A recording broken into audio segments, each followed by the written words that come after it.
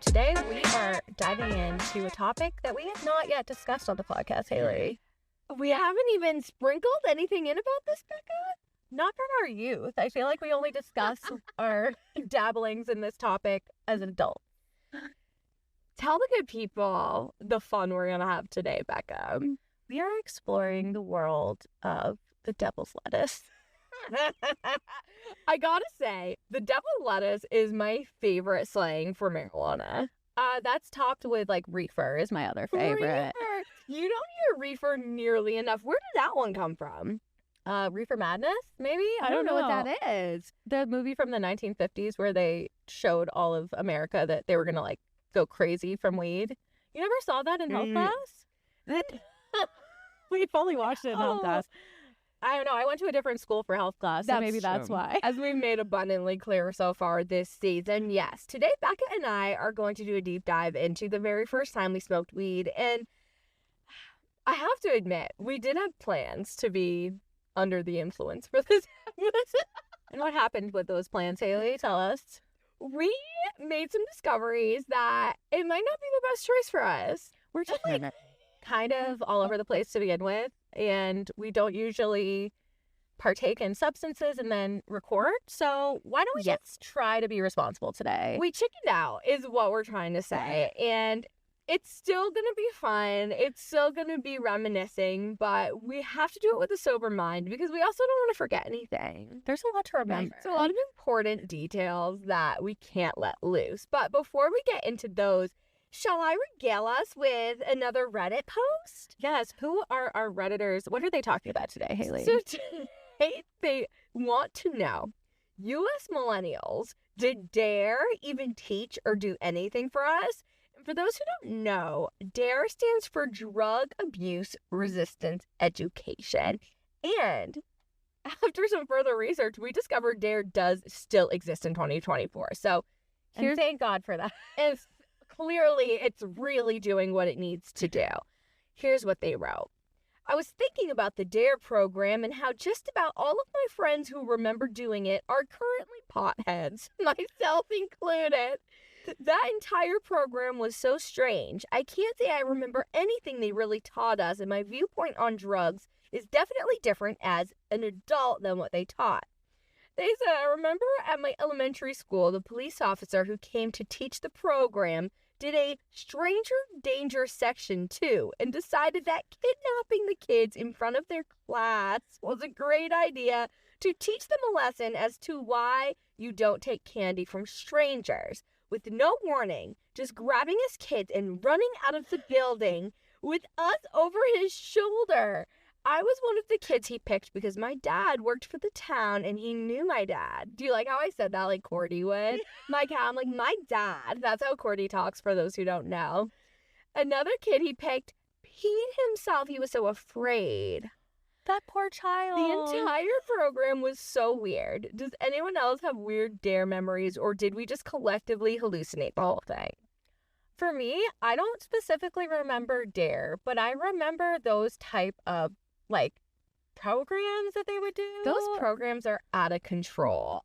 I think we did have DARE. I feel like it was earlier than high school. It wasn't in high school for us. Like, right. I think it was too late by the time it was too.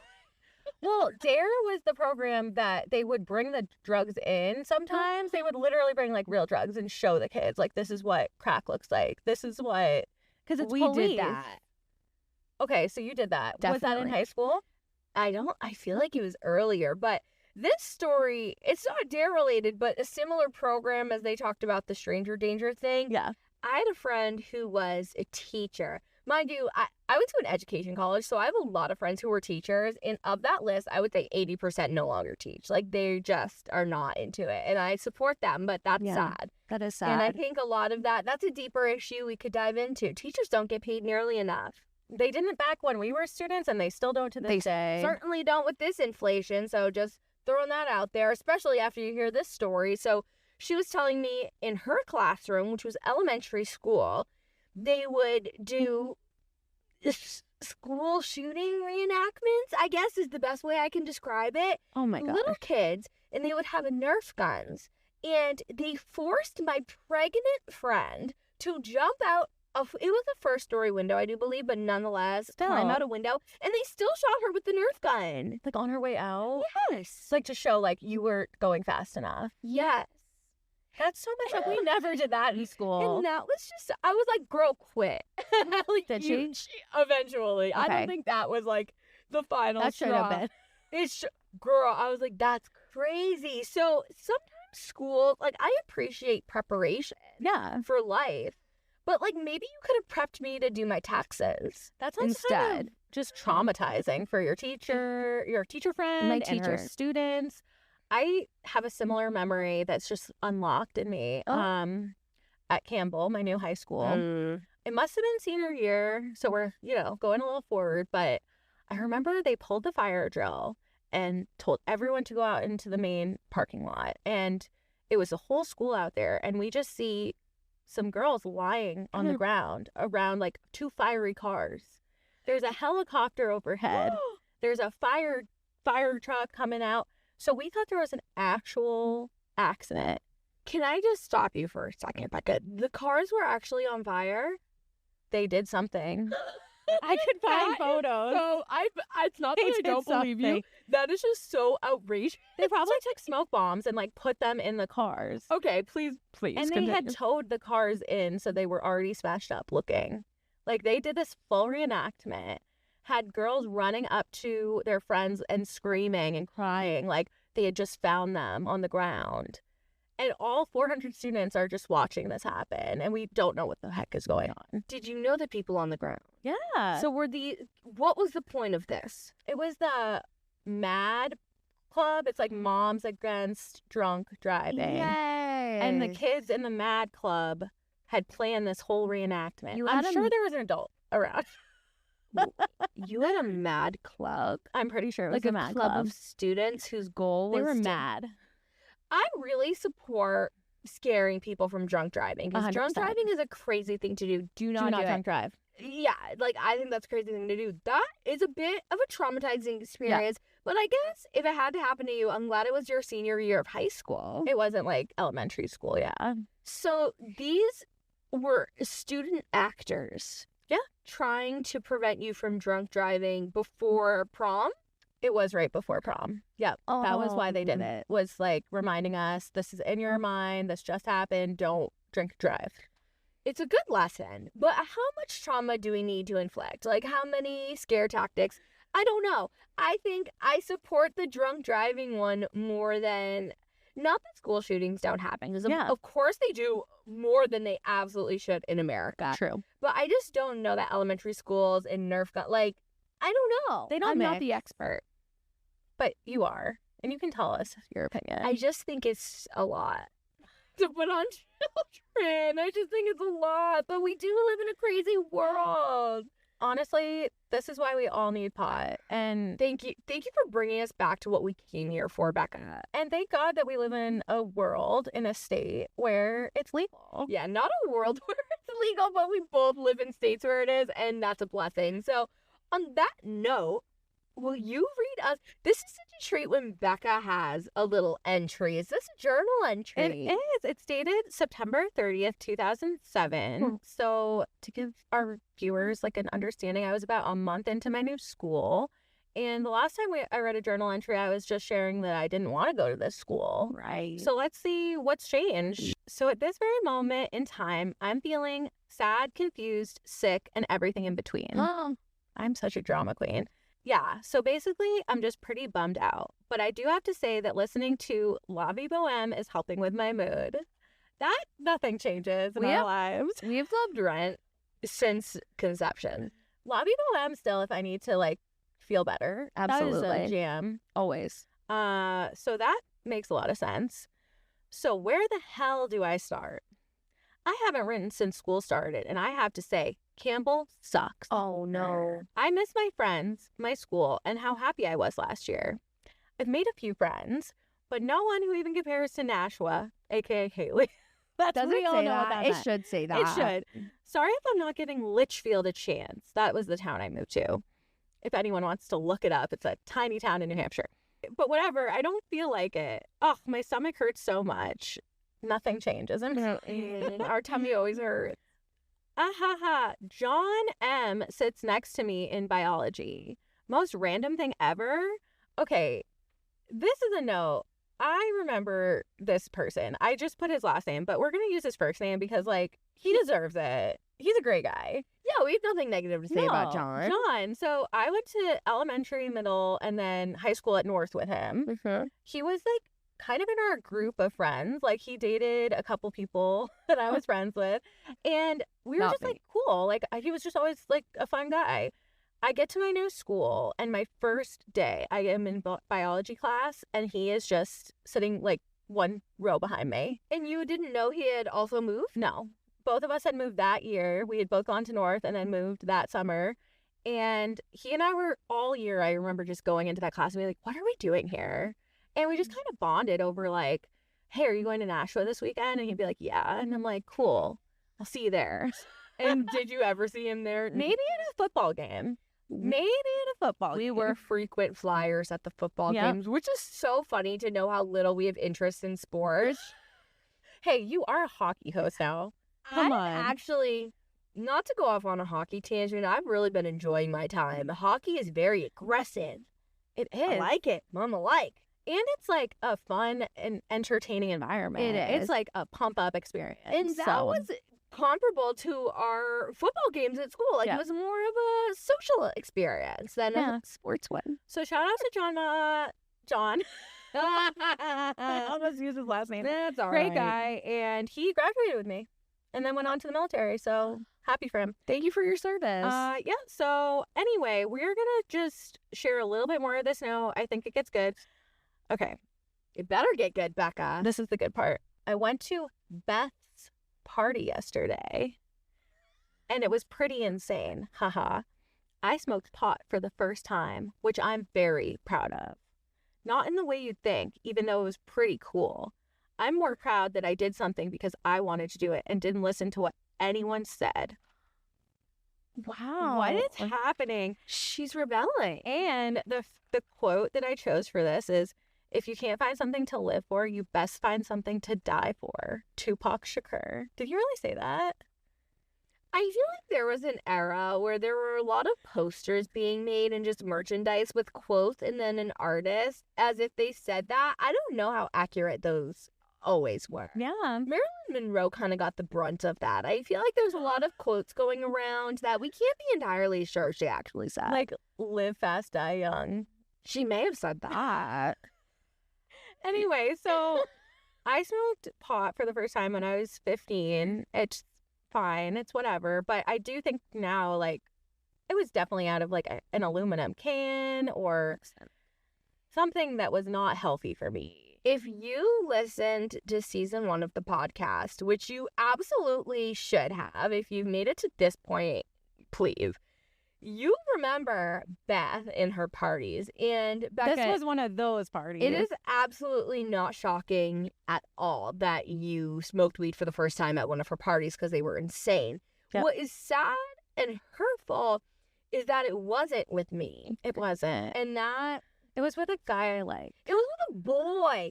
And he was already, like, a stoner. Wait, wasn't it your ex, Andy? Mm-hmm. Oh, thank you for remembering. You act like you didn't. I'm like, we are. He's been a character. So listen, Andy, my first time smoking, I believe, came like a year plus after you. You don't have a journal entry about it? I have vague memories. And I remember, though, at Beth's party, I was upset with you. I would always, this is kind of like a deep-rooted issue I think I had, but I was never the first to do anything. Like, I was never the first friend group person to have a boyfriend or have sex or smoke weed, or I was not the first to do anything. So I think every time someone, especially probably you, because you were my bestie, you did it, and I was like, I'm mad at you because you had this experience that I don't know anything about yet. And I kind of remember you, like, being on the porch above me because I was, like, down in this, like, crevice area, like this little ravine. And I remember looking up and, like, you were, like, looking down at me, scowling. Like, I probably just went and told you, like, I'm going to go smoke pot. And you're just, like, watching me, like, what the fuck, bitch? pissed. Like, I'm sure I was pissed off. I don't remember the first time we did together. It must have been around when you did, I feel like. So the first time I smoked pot was in a closet with a few other young ladies. It was at our friend's home. We don't need to put her on blast. I could guess. You could probably guess. And we went in her closet, and it's not like no parents were home. Like, let it be clear, this was not a smart choice. But I remember us being in a closet. We were all sitting on the floor, and we had a toilet paper roll, like an empty roll, with a fabric softener on the edge, and I think maybe a rubber band holding the fabric softener on. That's what it's called. A sploof. We had a sploof. Yeah, ladies and gentlemen. You know what it's called now. And we would have to blow the air, the pot air, through the sploof, if you will. So that, I mean, you even mentioned all the disgusting things we smoked out of. Tinfoil, cans, plastic bottles. The carcinogens that are just like swimming in our bodies. Having themselves a time. Mm-hmm. That's such a big thing that this, and I don't keep, shout out to Gen Z. Yeah. I love Gen Z. They're cooler than us, Becca. They're definitely cooler than us. And that's probably because they didn't have to smoke out of fucking apples. Their brains aren't disintegrating. The way we had to cut an apple and like mold it into a piece to smoke out of during this time. The apple was the healthiest. The apple's the best choice, but you still needed tinfoil. So tinfoil is like linked to Alzheimer's now. Of course it is. I mean, I guess it always was, but I didn't know about that. I'm so scared for our future. Like, for those who don't have any idea what we're talking about, before it wasn't easily accessible to get like a piece. Yeah, any glass piece. Like, it just wasn't anything that... Probably because we were 15. Probably because we were 15 years old. Although I don't think 15-year-olds today smoke out of Pepsi bottles. Please write in if you're 15 and you're listening to this podcast. I think now vaping is the thing.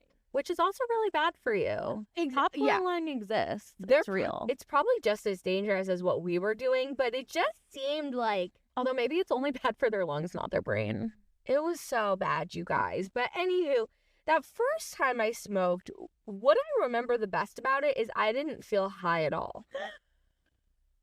I didn't either. You didn't either your first time? I feel like, judging from my note, I was like, it was pretty cool. Like, I feel like I would have described it as something better. You would have described the experience, I bet, a bit more, like anything you did. Do you remember the first time you ever felt high? Because if you're not a connoisseur, if you don't know, because not everyone partakes. I feel like we gotta explain. We gotta respect that. Yes. When you smoke, you almost need a lesson. You almost need someone to take you under their wing and describe to you like what you need to do, because you do need to hold that smoke in. You need to hold it in. And I think that was my issue the first time, is no one told me that. So I just like took it in and breathed it right back out. Right. You gotta get your lungs a little dusty with that marijuana. Yeah, so I was like trying to get high for a while, and it was months of just like a couple puffs, not knowing how to inhale. And then I finally like started dating Andy in that fall, and he really like introduced me to his ways of like being a full-on druggie. And I was doing hash at 15 in his car. So I was getting real high. Is hash the same as dabs? I want to say yes. Okay, because I've had maybe Matt knows. Or like producer Matt. Are hash and dabs the same? I think hash is just like pressed. Yeah. Oh, okay. Yeah. They're like an oil. Yeah. Of it, yeah. Yeah, so this was before dabs like were fully like in the zeitgeist, and for the best. I was doing hash, and it got me real high. Like, I was there's one story in particular where I was like 15 in my boyfriend's car, and his parents call, and they're like, you guys got to come home. And we didn't know why, but we show up, and like his whole family is there. Oh no. Like his extended family, and we're high as fuck. Like, I'm not okay. There's a ton of food, so I am like eating so much. It was the best tasting food I've ever made in my life. I can imagine. Beef stroganoff. I still remember the meal. Oh, what a meal to gorge on, with too. monkey bread. And it was the first time. It was the first time I'd ever had monkey bread. And I remember like going to his mom and being like, "This is the best thing I've ever eaten in my entire life, and I need to know the recipe." Honestly, though, to experience monkey bread for the first time high is like kind of a spectacular experience. That is special. But I did end up like hallucinating, and I was embarrassed. I was telling my boyfriend's brother to stop vacuuming in front of me, and he was not vacuuming. He was playing the guitar. Oh. So I was that messed up. Or is that on him for not being very good at guitar? Hey, he's actually made a career out of it. Oh, so. bless him. Well, good for him. So that's on Becca for being way too stony baloney at 15. And I'm pretty sure I had to, like, get home somehow. I'm pretty sure he drove me, and I had to see my family. It was just not a good night. And that's why he has several DUIs to this day. We've been broken up for, like, 20 years now. Yeah, God, guys, don't worry. We've definitely moved on from that. And I mean, to this day, obviously, I can't actually remember the first time I felt high. I think I definitely got better at it after that experience. Someone must have helped the girl out. Maybe it's because the weed was like so much lower THC back then. That's true. I don't know a lot about the science of that. Do you, Becca? Please explain if so. I did look up recently like what the difference between now and then was for THC, just because I was curious. Sure. Like the average weed now has like 30 or higher % THC. Do you think that's because it's been legalized? So, like, it's grown in a more productive way? It's definitely about how it's grown. It's like the strains are better. But what we used to buy as kids, like, I'm pretty sure the average percentage was like 8% weed. We were also buying it in, like, dark alleys from, like, really questionable people. So $5 bags of weed. We were probably smoking oregano half the time and having a wild ride nonetheless. One time I found my uncle who had passed away. I found his stash from the 70s and smoked it. Wait, did it work? No, because it was such bad weed. It was like probably like oregano, literally.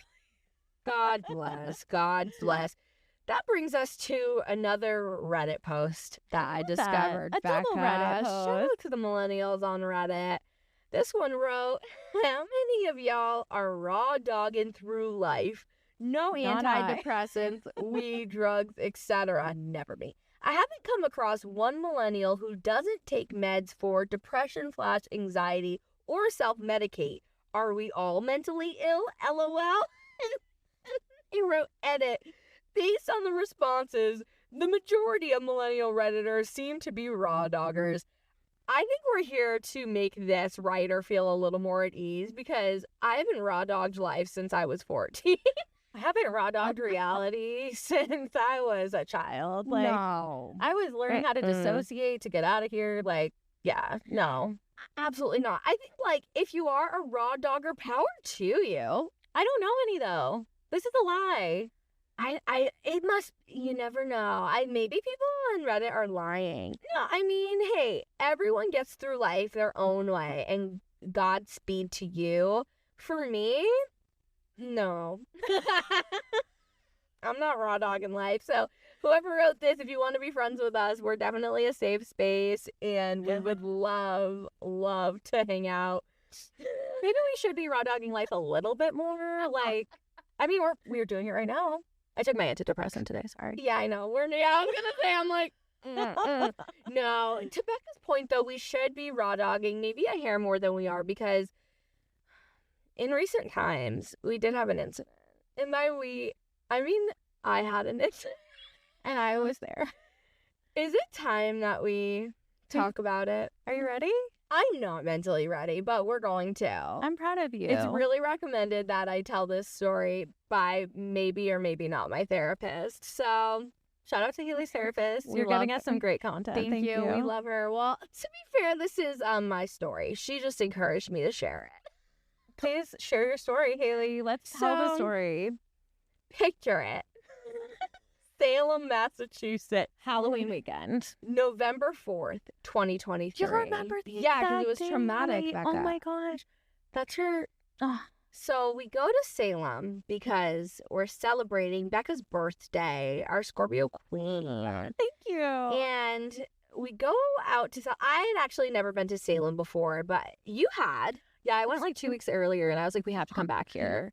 Because Tyler and I didn't get into the Salem Witch Museum. So I was like, we need to go to the Salem Witch Museum. I'd always wanted to go to Salem, specifically the museum. I'd never been.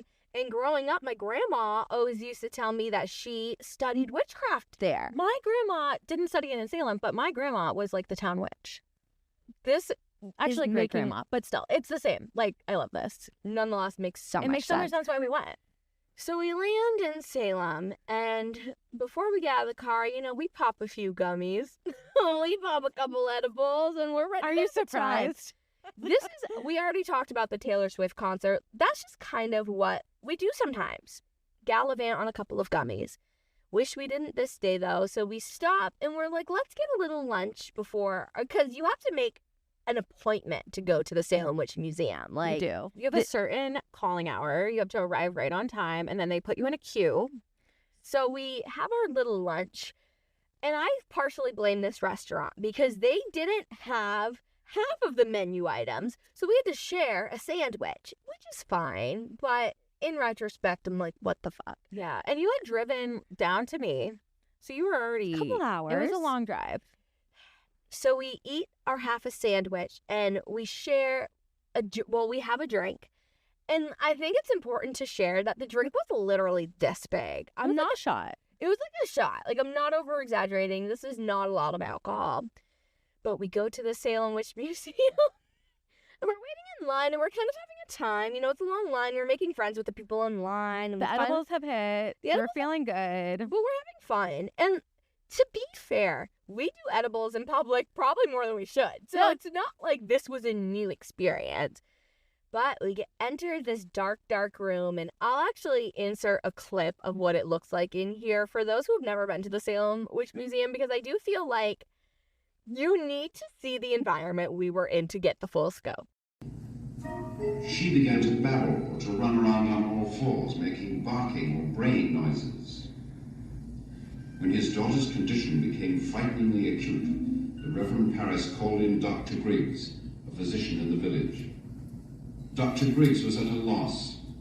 His simple medical knowledge told him the girl did not have fever or epilepsy or the usual forms of madness. What did she have? Whatever the malady was, dozens of other young girls would soon be catching it. Go into this very dark room and sit on a very small stool. And as you're in there, it's like a performance. I use that word so loosely, but I think that's what they call it. Yeah. Imagine it's a Small World at Disney animatronic. And terrifying. But it's witches and a demon and... Say we'll see in the clip. It's going to be terrifying. You'll see in the clip. What's the demon's name? Tituba. Should we even say that? Is that going to explode the hard drive that this file goes on? I just said it. Oh my quietly, gosh. Though. Tituba. So, just to give you a little bit of a backstory, and it will spoil the end of the story, but I should say I do have a history of fainting. It's a strong history. I faint more than the average bear. And did I faint at the Salem Witch Museum? Absolutely. She just fell like a tree. Oh my gosh. My vasovagal. Any vasovagal girlies out there, let's connect on this because it is not okay. But anyone who has fainted before knows, like, you can kind of tell when it's about to happen, especially if you're experienced. And all of a sudden, the room just started getting dark, and I was like, I know it's about to happen. So my mind's racing. I'm like, what can I do to get myself in a position where I won't... The scare is always a concussion, right? Like, I don't want to ever hit my head.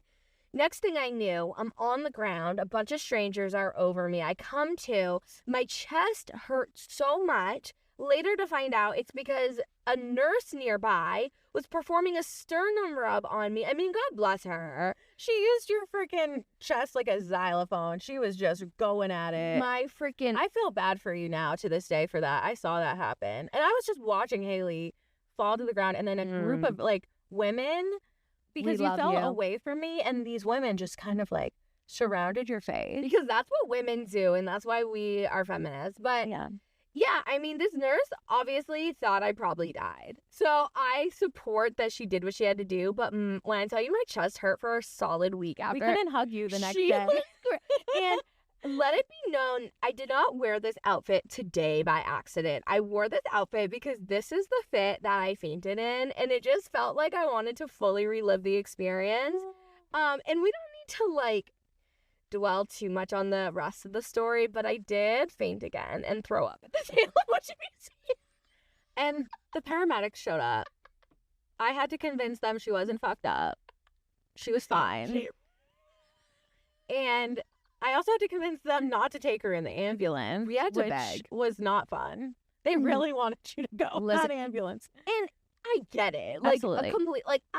It's different because, like, I have a history with this and I know. So now it's like, oh, here we go again. But if you know me, you're like, why is this girl just fainting? And it is terrifying. And I think if I had hit my head, I would have. I'm laughing at, like, chuckling to myself because I'm like such a ride or die that I was like, we're not going to the hospital. I didn't want her to have to pay the freaking bill. Because Becca, you're fucking like, rolling. I knew you wouldn't want to go. If I knocked my noggin, because I say that because that has happened before. I've hit my head. I've fainted on concrete before. I have a big scar across my nose from it. It was like a whole thing. Can't see it. Thank you. It was a whole kit and caboodle, and it was horrible. But this time, no. I was like, Becca's car was nearby. Just drive me home. It was so sad. I felt like I ruined your birthday. No, I sobered up so quickly. I was so happy to just get you home, get you safe. And then we ordered pizza and hung out and ate more edibles. So it worked out. It was a good night. We did have a good night. It was just a bit of a traumatic experience. And I think part of the trauma with the fainting is, like, I always feel for the person I'm with because I know how scary that must be in your position. And poor Zach, my boyfriend Zach, has witnessed it like more times than I'm proud to admit. And just like anyone who's ever seen me faint, I feel bad for because I'm like, I know that's scary for you too. I feel like I've been in a lot of like scary medical situations with other people, so I knew how to handle myself and not freak out. But it's always like, you were my best friend, so that was the scariest. Like, I've had random like fentanyl users fall in front of me on the streets, and I've had to help them. Oh my God, that's happened to me multiple times. I mean, do you carry Narcan? I do carry Narcan now because of those experiences. So you're a real one. I'm glad that no one Narcaned you. Oh my God, thank God no one Narcaned me. I know. Legit. Oh my gosh. Thank God I just got a Cernum rub. It could have gotten a lot worse. And if you were alone, they just like bring you to the hospital. Oh my gosh. I do feel like maybe some people there thought I was part of the performance. Honestly, yes. And we did stay in the room for a while before the paramedics came. And people were just like back to watching this performance. It never stopped. And I actually think that's for the best. Because if they had stopped the whole show, it would have been so embarrassing. But the funniest thing is, I like come to, and this show still happened. I'm like, what the fuck? Who am I? Truly the craziest place to faint. Crazy. Truly. It was the craziest place to faint, and I would love to not faint for a long, long, long time. Maybe forever. I think we can hold you to that. Thank you, Becca. Of course. Thank you all for listening to my story. And I'm proud of you for getting it out. You know, it had to eventually come out, and I'm sorry I didn't tell you earlier, Mom. My mom doesn't know that happened. Dorian's so watching. She's so watching. Sorry, Mom. This is how you get to find out that happened. My mom just found out that I smoked pot for the first time when I was 15. So sorry, Mom. Mom's gonna be proud of you for that. Yeah, she's like, I was smoking pot when I was 12. So yeah, she's like, you're a nerd. 15. Fucking nerd. Anywho, Becca, tell our listeners what they get to look forward to for our next episode, please. We are diving into all the movies that we have loved and learned from. And really just grown from. We probably learned how to correctly smoke weed from movies, to be honest. Definitely Rent. They were not. I love Rent, but they weren't smoking weed. You know? What were the smoker? Remember they always have joints in that movie? Yeah, they do. That's like why I thought weed was cool. It's because of... Thank God that's the only thing you thought was good. That movie, Becca. I mean, I love Rent and the musical, but good thing we didn't adopt any other habits. So we're going to dive into all the bizarre movies that we are obsessed with to this day. They don't change. Becca, can you give me your best owl impersonation? Oh! Keep it going. Big shout out to Black Owl Studios in Portland, Maine for producing our podcast and helping us look cool and professional. That was pretty good. She's a birder, so thank you, Black Owl. If Tyler was here, he'd give such a good owl impression. One of these days, he'll be a guest. I gotta call him. All right. Until we meet again.